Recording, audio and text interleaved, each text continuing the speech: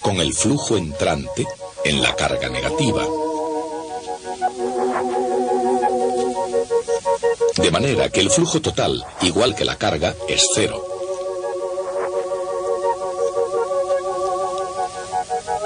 El flujo magnético se define exactamente de la misma manera.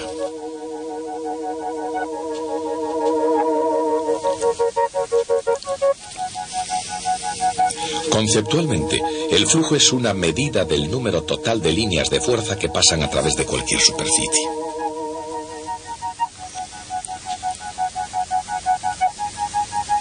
Pero como todos los imanes son dipolos, el flujo magnético total a través de cualquier superficie cerrada es siempre cero.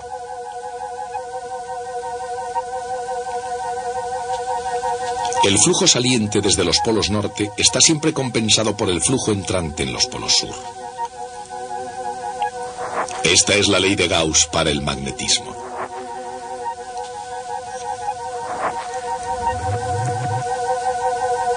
Entonces, como para cualquier otro imán, el flujo magnético total que sale de la Tierra es exactamente igual que el flujo que entra en la Tierra. Pero, ¿de dónde viene el flujo de los planetas? El principal campo magnético de la Tierra sabemos que está producido por el flujo de corrientes eléctricas a gran escala en las profundidades de la Tierra. El campo tiene otras componentes, pero el campo principal, la componente dipolar, está asociada con esas corrientes. No se sabe con exactitud cómo se produce el campo magnético. No se tiene un modelo aceptado en detalle para el mecanismo de producción. Se sabe, sin embargo, que está de algún modo relacionado con el movimiento de estos materiales conductores derretidos en la rotación de la Tierra. Esos materiales son, sobre todo a grandes profundidades, fundamentalmente níquel y hierro fundidos. Dado que el campo magnético de la Tierra proviene de la rotación de la misma, se alinea más o menos con esa rotación. En realidad, todo el campo da una oscilación por día, ya que está desplazado unos 11,5 grados. Esta diferencia se conocía desde la antigüedad. Los investigadores han tratado siempre de compensarla, unos con más éxito que otros. Pero incluso los mejores navegantes consideran que el campo magnético de la Tierra no está completamente fijo. El campo magnético de la Tierra está cambiando continuamente. De hecho, las cartas de navegación, esas que usamos para determinar nuestra dirección tomando medidas con brújulas, tienen que ser cambiadas con bastante frecuencia, con el fin de que sean suficientemente precisas para la navegación. De manera que el campo está cambiando constantemente.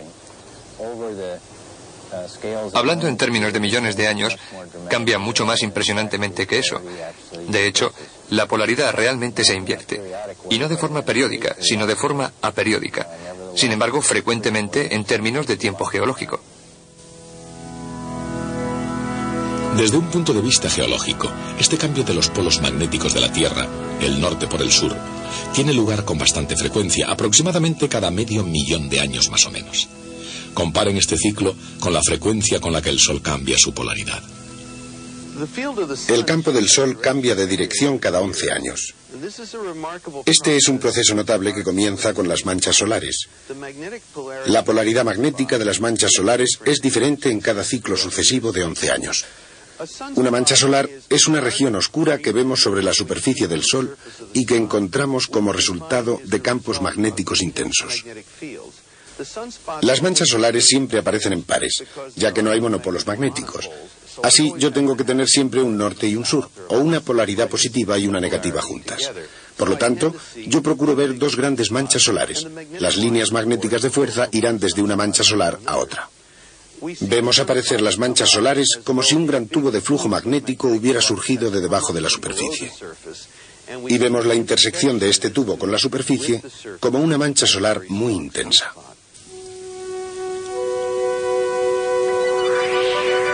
Las manchas solares muy intensas producen consecuencias muy intensas. Entre las más espectaculares están las llamaradas solares. También está el viento solar, no tan obvio, pero igualmente evidente cuando azota de repente causando estragos en el campo magnético de la Tierra. El Sol es el origen del viento solar, que es un efluvio a alta velocidad de todo el material de la atmósfera del Sol. Y esto sucede de una manera curiosa. La atmósfera exterior del Sol, llamada corona solar, está muy caliente. Eso es lo que vemos alrededor del Sol en un eclipse total, si es que alguna vez han visto ustedes uno. La temperatura es de 1.000.000 de grados. Cuando el gas llega a estar a tan alta temperatura, le resulta más fácil escapar del Sol, porque al estar tan caliente, la conductividad es alta. La temperatura del viento solar se mantiene alta hasta una gran distancia. Incluso en la Tierra es bastante alta. Por lo tanto, el gas puede escapar del Sol y fluye hacia afuera bajo el control del campo magnético. En realidad van juntos. El viento solar arrastra las líneas de fuerza y entonces éstas controlan el material. De manera que el Sol es el responsable del viento solar al calentar el material de la corona. Si se tiene un gas de partículas cargadas en un campo magnético, estas pueden moverse con mucha facilidad a lo largo de las líneas de fuerza. Pero cuando tratan de moverse transversalmente a las mismas, giran en espiral. Esa espiral es producida por lo que se llama la fuerza de Lorentz. Un campo magnético no aplica fuerza alguna a una carga eléctrica que esté en reposo. Sin embargo, si la carga eléctrica está en movimiento, existe una fuerza magnética llamada fuerza de Lorentz. Es perpendicular tanto al campo como a la dirección de movimiento de la carga. La fuerza se expresa convenientemente utilizando al producto vectorial.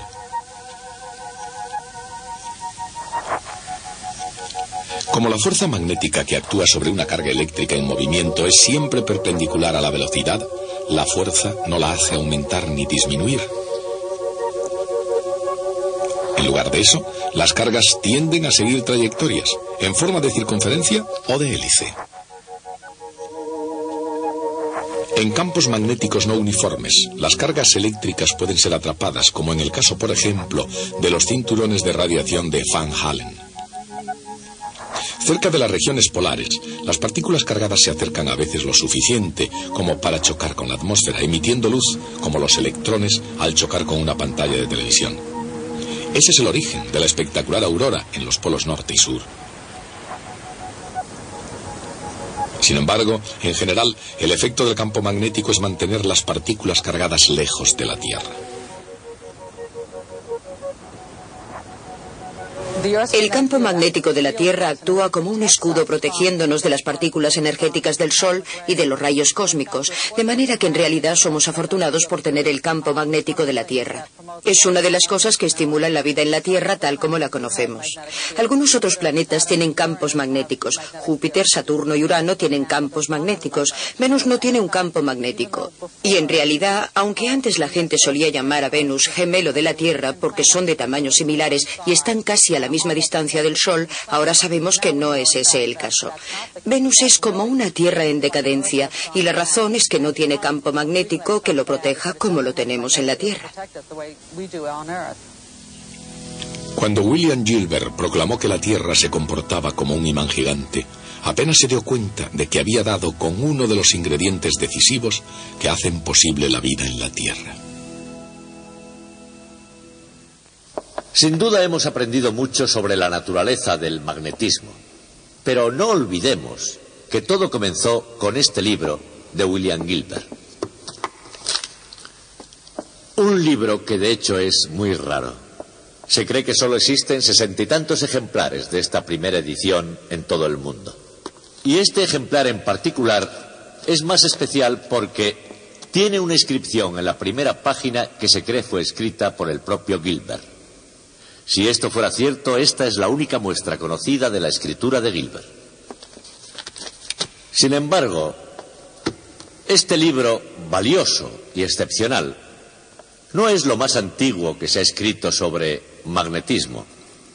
En realidad, hay un manuscrito sobre magnetismo que proviene de más de 300 años antes de que se editara el libro de Gilbert. Fue escrito por un hombre llamado Pierre de Maricourt, también conocido como Peter Peregrinus. Hoy diríamos peregrino, para recordarlo, Perico el Peregrino. me gustaría decirles todo lo que se conoce sobre este personaje misterioso. Tenemos un manuscrito de él llamado epístola, que es la palabra latina para carta, una carta escrita por él. El título de esta carta es Carta sobre el imán de Peter Peregrinus de Maricourt a Sigyrus de Fouquecourt, soldado. Punto. Fin del título. Luego, la carta en sí es una descripción del comportamiento de los imanes, algo sobre magnetismo y nada en absoluto sobre el propio Peter. Solo al final de la carta y a manera de conclusión dice: en el campo de batalla, en el sitio de Lucera, en el año de nuestro Señor de 1269, 8º día de agosto. Y esto es todo lo que se sabe acerca de Peter Peregrinus. Basados en esta información, los historiadores nos han dicho que era un ingeniero del ejército de Carlos de Anjou, rey de Sicilia, que era de cuna noble, que provenía de Maricourt, en la Picardía, que era teólogo y a lo mejor incluso franciscano. ¿Que cómo saben los historiadores todo esto? Tengan en cuenta que ellos tienen imaginación erudita. Bueno, no solo los eruditos tienen imaginación. El propio Peter Peregrinus era imaginativo. Fue el primero en inventar una máquina magnética de movimiento perpetuo. Fue la primera de una larga serie. Y cuando no funcionó, como pasó con las demás que vinieron después, fue el primero en echarle la culpa al tipo que se la fabricó. Pero sus agudas observaciones sobre el comportamiento de los imanes convirtieron este manuscrito en algo sumamente valioso.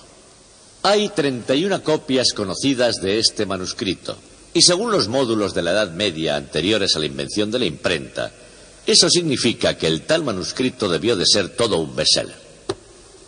Al menos una de estas copias cayó en manos de William Gilbert, ya que Gilbert lo cita profusamente e hizo gran uso de este trabajo y de esta carta que nos llega desde la noche de los tiempos. Y hablando de tiempo, se nos ha terminado. Así que ya saben, hasta el próximo día.